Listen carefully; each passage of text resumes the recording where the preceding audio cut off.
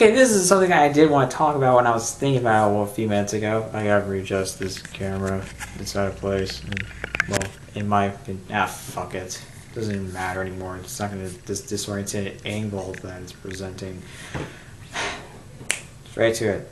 Now I want to talk about something. This is about something I really want to talk about, and that is about recommendations for movies. Now, of course, you guys know I love to recommend stuff for you. I've done a few. I mean, I told some of you guys to see movies like Mad Max Fury Road. I didn't want it to be the next Edge of Tomorrow because I really liked that movie. Sure, the ending was flat, but overall, it was a really good movie that wasn't all that successful. It was opening at number 2 behind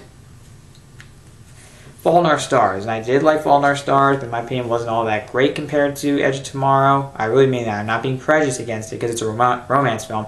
That's not me. That's not fair. I thought that it's like Fault in Our Stars. I mean, yes, you can say it feels cliche at times, and overall, I mean, while it is very powerfully resonant, in my opinion, it wasn't all that fantastic. It wasn't like incredibly innovative or anything like that. It was just something that was really enjoyable and really good, but nothing amazing or innovative or anything that was incredibly special. It is something, but nothing amazing, like a masterpiece. That's overstating it. Something I would consider more along the lines of masterpiece in the romance genre. Silver Linings Playbook. Maybe 500 Days of Summer. Comment below your opinions on that. I want to talk about recommendations for movies. Now, of course, also for anything. I mean, I've recommended for my channel, I've recommended you TV shows such as Louie, Girls, Dexter, Unbreakable Kimmy Schmidt. Is that it? Yeah, I think that's it. Oh, Daredevil. Although I only watched the pilot. What am I to recommend the show even though I've only seen the fucking pilot? I'll get back to it during the summer. Maybe over the weekend. I gotta finish Syriana. And then watch Rain Man. Anyways. I want to talk to you guys over one thing, and that is... So my parents are home. It's being noisy. I gotta check the time for a minute because I gotta go to the vet with my mom. I have all the time in the world to do this. Recommendations. Sometimes I do recommendations for you. But there's also a thing I like to do which is called requiring you not to... Requirements. And requirements I like to do are for movies that are so bad that it can't appeal to anybody. Such as Grown Ups 2. You know how much I hate that movie. No, in fact, it's so unfunny, so fucking stupid, and aims to the lowest demographic possible, to the dumbest people in the world. Like special ed kids, maybe. That's really saying something. Special ed kids. Maybe they even hate it. I don't know. That may be kind of offensive, guys. I'm sorry if I'm offending some of you guys. But what I'm saying is, you really need to be incredibly retarded just to like that movie. So that sounds a little better. It's not as offensive, but still, people don't like it the worst of you retarded. But yeah, that movie's just unbearable. It's insulting to watch. Another movie that I don't really recommend you watch, although I'm only 22 minutes into it, I just can't stand it.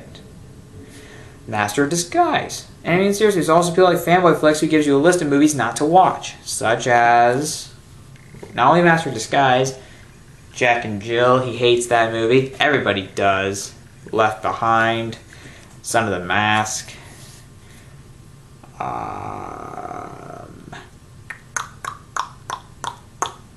Twilight. He hates Twilight. He has movies like Super Mario Brothers. You know, he has that list. Requirements. When I do requirements, I require people not. I feel like it's really a requirement that you don't see movies sometimes. Like movies like do not see Last Airbender. If you are a fan of that show and you have not seen the movie, that's a thank God. Seriously, you escaped being tortured by M. Night Shyamalan's interpretation, faithful interpretation of the show. Not only did it go against all the mythology, everything. Fucking focus. I need a new camera.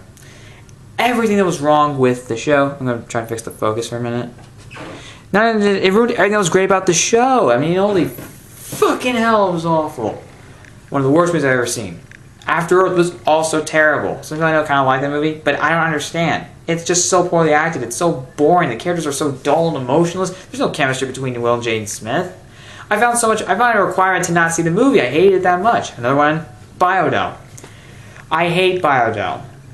0 out of 5. That's how bad it is. Another 0 out of 5? Can't believe I fucked that up. Last Airbender. Biodump's just so god-awful. It's a stoner comedy that appeals to the dumbest people on the planet. Not politicians. They're actually smarter than that because at least they have a functioning brain. They just don't use it during politics. Movies, though, probably something else. They probably actually know what a bad and a good movie is. My god, is it awful. Biodump's just awful. It's annoying. It's unfunny. It's one of the least funny comedies I've ever seen. Maybe the least funny comedy of all time. The worst comedy. I think so, yeah. It's awful. Sorry. Wait. Sorry. Yeah. At least unfortunately, this is kind of funny. Unlike Biodome and Grown Ups 2. Not to mention Polar Mall Cop 2, it's just such an unnecessary sequel. It came out of nowhere. Left hand. I mean, it was a sequel that came out 6 years after the original, which wasn't even that good. Actually, I think it was kind of bad. Why? Why the fuck was there a need for a sequel? Sequel was awful. It wasn't funny. It was so forced. It's everything that the original film is. It's just unbearable. It's annoying. All the stupid fat guy jokes. And not about Paul Blart. Paul Blart was a likable character in the first one. Now he's like this know-it-all guy when he's such a fat loser. It just annoys the hell out of me. If you see Austin Putnam's review for Paul Blart Mall Cop 2, it will be funny. They actually make fun of it, and they actually made fun of the jokes, and those were actually kind of funny, and those were amateur. Seriously. If those were funny, and those were amateur, and the movie was professionally made, and it wasn't funny, that says something. Just no. Requirements. Like, I require not to see a movie because sometimes I feel like they're just so bad. Like, sometimes I require you not to see movies such as just like those because they're so bad they don't appeal to anybody. There are times where I really want to require people to see movies like Mad Max Fury Road because I loved it so much. It's just a breath of fresh air. It will really breathe. It will just resonate so well with action junkies, sci-fi fans of post-apocalyptic movies, and even video games like Fallout 3. Never played it, but I heard it's a great game. But yeah. Recommendations, sometimes recommended if you can see a movie or not. I mean, I recommended you see Tomorrowland even though I didn't think it was all that good. You might think otherwise. I don't know. Comment below if you've already seen it and tell me what you thought of it. Same for shows. I mean, recommending new TV shows like the ones I just mentioned in the beginning of the video, such as Louie, Girls, Daredevil, Unbreakable Kimmy Schmidt, Dexter. I think they're great shows. I will love watching them. They're awesome.